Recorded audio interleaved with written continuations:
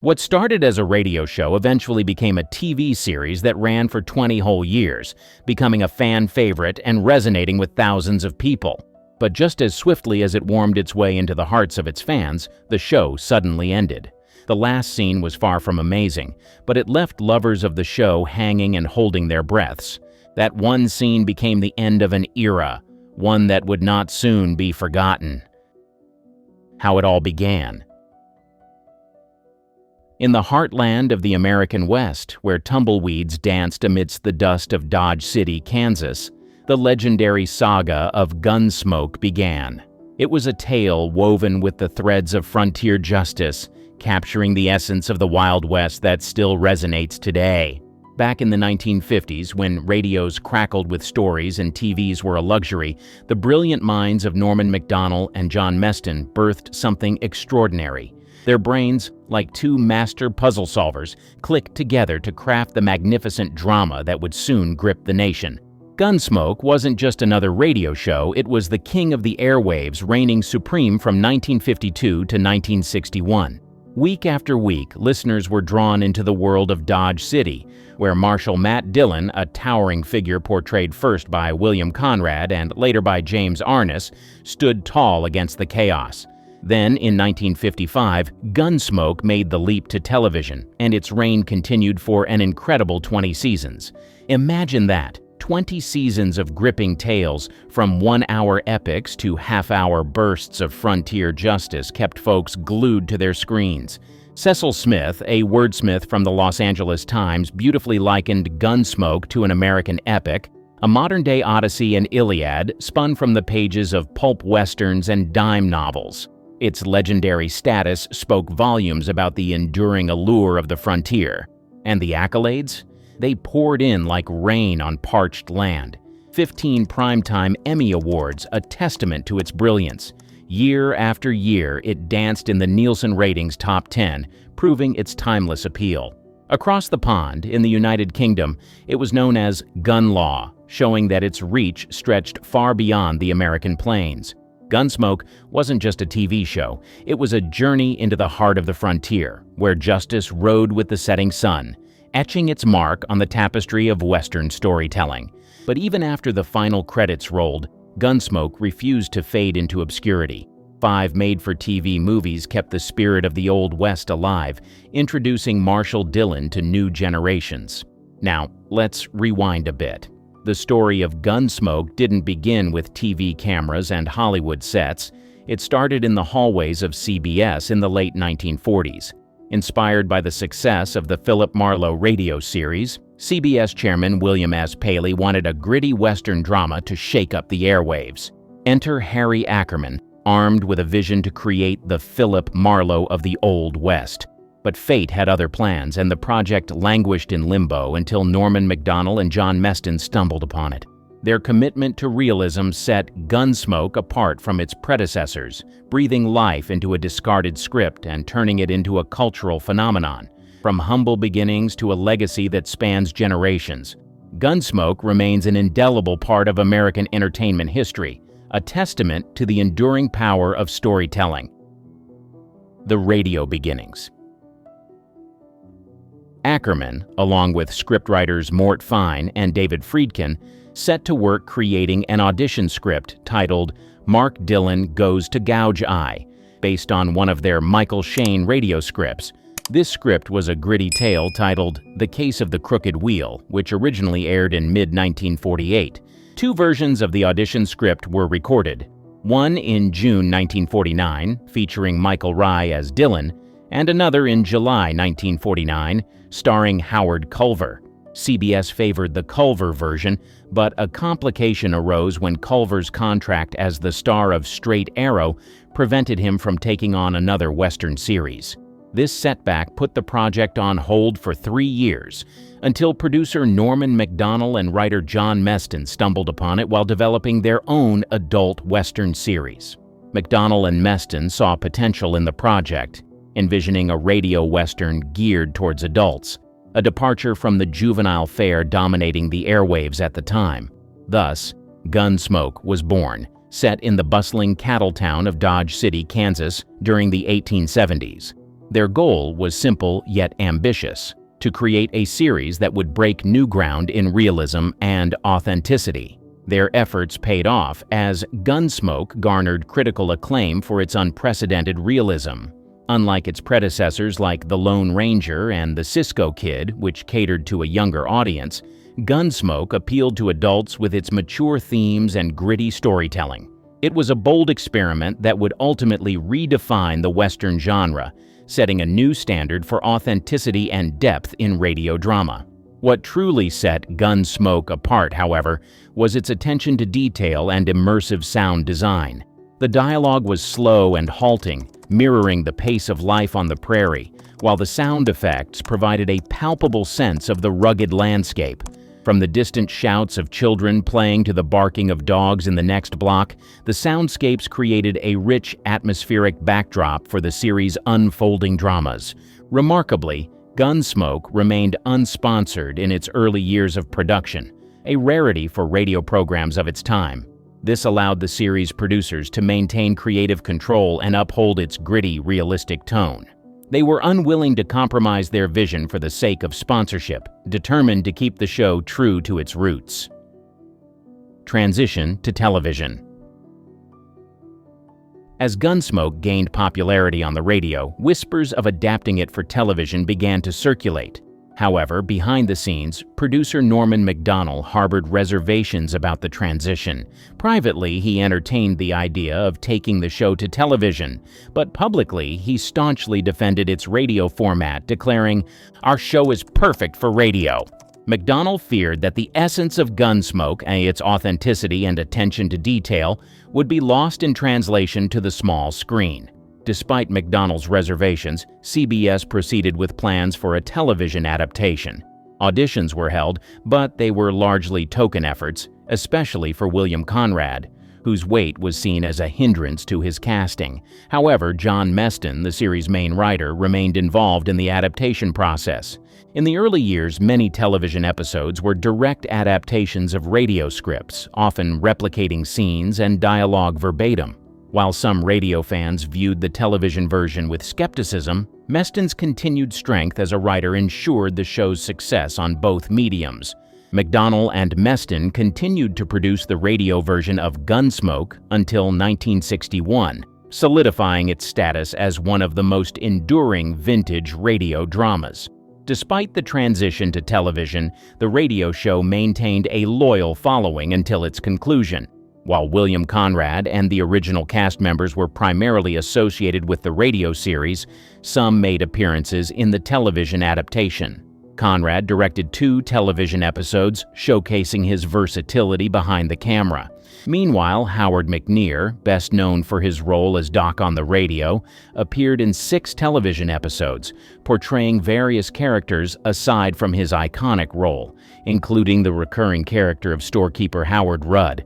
When Gunsmoke made the leap from radio to television in 1955, there was considerable speculation about who would fill the iconic role of Marshal Matt Dillon. Despite a campaign to bring William Conrad and his radio co-stars to the small screen, the network ultimately opted for a different direction. Conrad's weight was rumored to be a factor in the decision, with some believing he was too heavy for the part. Denver Pyle and Raymond Burr were among those considered for the role of Matt Dillon, but both were also deemed too heavy. Charles Warren, the first director of the television adaptation, recalled, "His voice was fine, but he was too big. When he stood up, his chair stood with him." There has long been speculation that John Wayne was offered the role of Matt Dillon, but this claim is disputed. According to Dennis Weaver, who played Chester on the show, Wayne was never considered for the role. Instead, he encouraged James Arness, with whom he had worked on previous projects, to take on the iconic role. Warren supported this assertion, stating, "I hired Jim Arness on the strength of a picture he's done for me. I never thought for a moment of offering it to Wayne." Thomas Duke Miller, a celebrity expert, shared a story relayed to him by James Stewart, another Hollywood legend. Stewart recounted a meeting between Charles Warren and John Wayne, during which Wayne endorsed Arness for the role of Matt Dillon, affirming his belief that Arness would excel in the part. Ultimately, James Arness was chosen to portray Marshal Matt Dillon, a role he would embody with distinction for the next 2 decades. While the casting decision sparked debate and speculation at the time, Arness's portrayal of the iconic lawman would cement his place in television history. The rich plot of the series. Gunsmoke wasn't just another television series, it was a cultural phenomenon that left an indelible mark on the landscape of American entertainment. Born from the minds of Norman Macdonnell and John Meston, Gunsmoke emerged as a beacon of frontier storytelling, captivating audiences with its tales of justice, honor, and the rugged beauty of the Old West.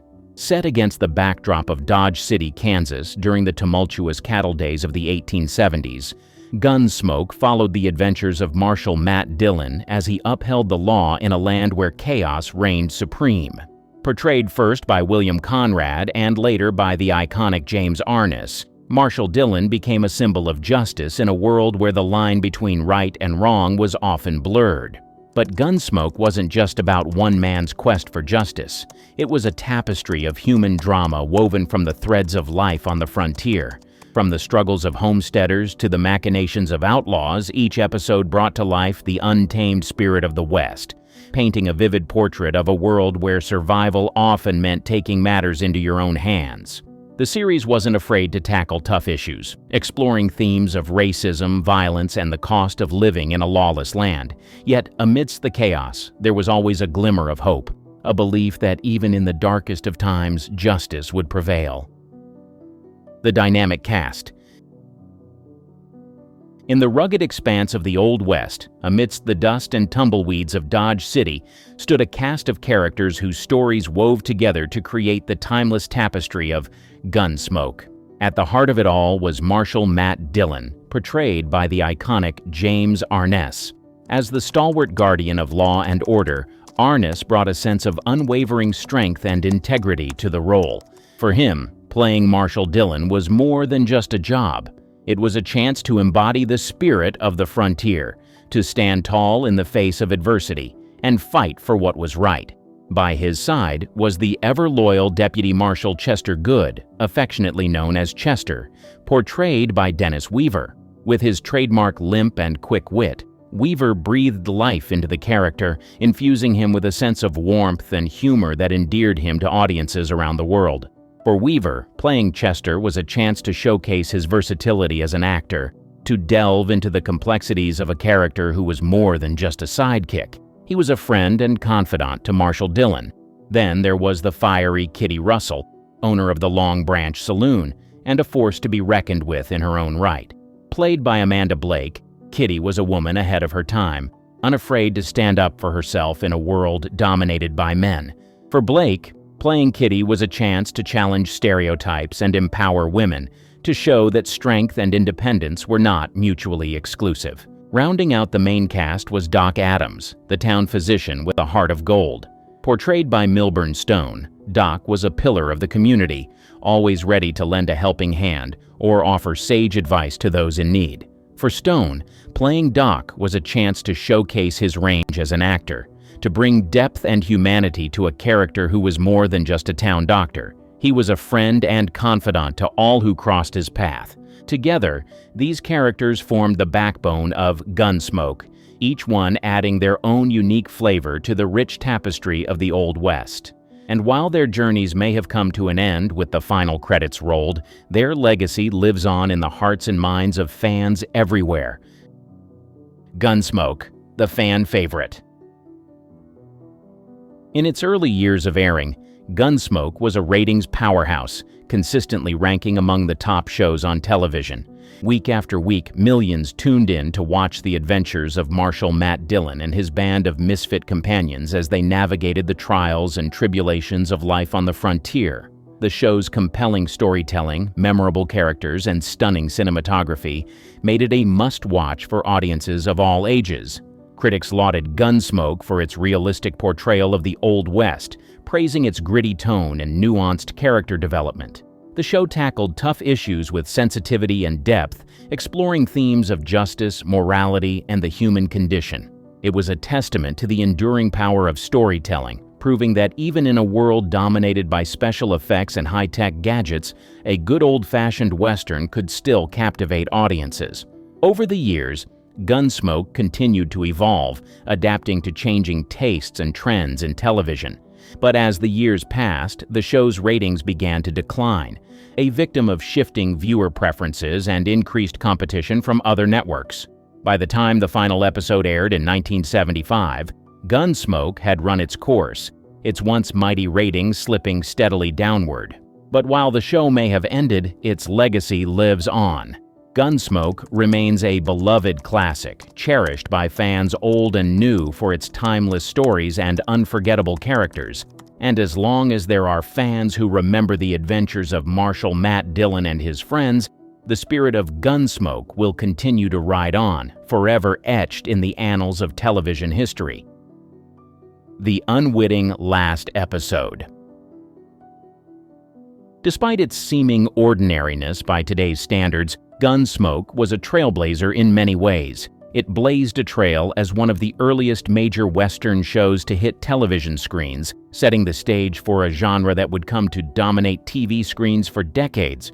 What's more, it etched its name in the annals of television history as one of the longest-running series ever produced. When it debuted in 1955, few could have predicted the longevity of Gunsmoke. But 20 seasons later, the show was still riding high, its tales of frontier justice captivating audiences week after week. However, behind the scenes, trouble brewed as ratings began to sag. The decision to cancel Gunsmoke didn't come out of the blue. The writing had been on the wall for some time, with the show's declining ratings signaling its impending demise. Yet, despite its lengthy run, the series finale was anything but grand. Instead of a ceremonious send-off befitting its status, the show quietly bowed out, catching many fans and even members of the cast and crew off guard. Imagine the disappointment when fans tuned in for what they didn't realize would be the final episode, only to find it focused more on a minor character than the beloved Marshal Matt Dillon. The Sharecroppers may have had its moments of levity, but it lacked the gravitas expected of a series finale. In hindsight, it's clear that better planning could have led to a more fitting farewell for Gunsmoke. If the producers had known it was to be the last season, they would have surely crafted a finale that honored the legacy of the series and its iconic characters. Yet, despite its somewhat lackluster conclusion, the spirit of Marshal Dillon lived on. Over a decade later, he returned in a series of made-for-television features, ensuring that his legend would endure long after the final credits rolled on Gunsmoke. And while The Sharecroppers may have marked the end of an era, it couldn't diminish the impact of a show that had become ingrained in the fabric of American television history. James Arness, the stalwart actor behind the iconic Marshal Matt Dillon, had high hopes for Gunsmoke when its 20th season rolled around. He, along with the rest of the cast, anticipated at least one more season before the final curtain fell. But fate had other plans, and they had to make do with what they were given. The Sharecroppers marked the end of an era when it aired on March 31, 1975. It was a bittersweet moment for Arness and his colleagues, who had come to embody their characters over 2 decades of television history. And in a twist of irony, the Associated Press announcement of the series' cancellation humorously noted that CBS had accomplished what countless villains in Gunsmoke failed to do: bring Marshal Dillon to an end. There were concerns about typecasting for Arness after playing Dillon for so long, but those fears were unfounded. In fact, opportunities continued to knock at his door. Shortly after Gunsmoke bid farewell, MGM came calling with an offer to star in a television reboot of the classic Western film How the West Was Won. Initially planned as a miniseries, the project impressed the studio so much that they ordered 3 full seasons, with Arness leading the charge once again. Although The Sharecroppers was the final episode to air, it wasn't the last one filmed. That honor belonged to Hard Labor, the 20th episode of the show's final season. While it may not have been a grand finale, it at least centered on Marshal Dillon, unlike its predecessor.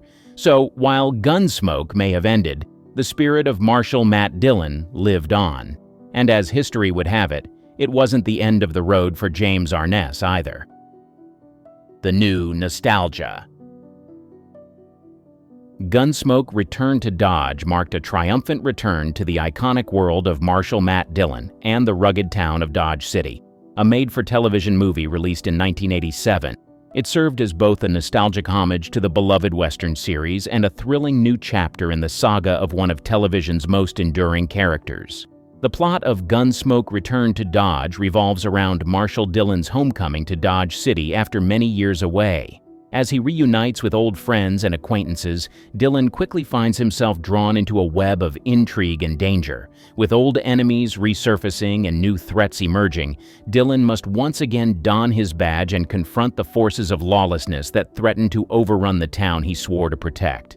The movie deftly blends action, drama, and suspense, capturing the essence of the original Gunsmoke series, while also offering a fresh and engaging storyline.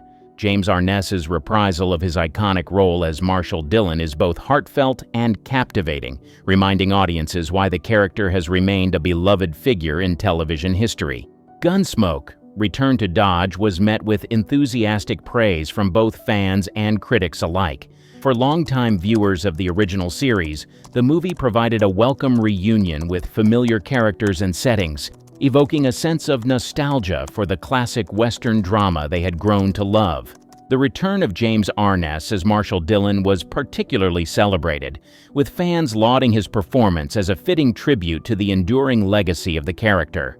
Beyond its nostalgic appeal, Gunsmoke Return to Dodge also succeeded as a standalone Western adventure, drawing in new viewers with its compelling storyline and well-crafted action sequences. The movie's success sparked renewed interest in the Gunsmoke franchise, paving the way for additional made-for-television movies and ensuring that Marshal Dillon's legend would continue to captivate audiences for years to come.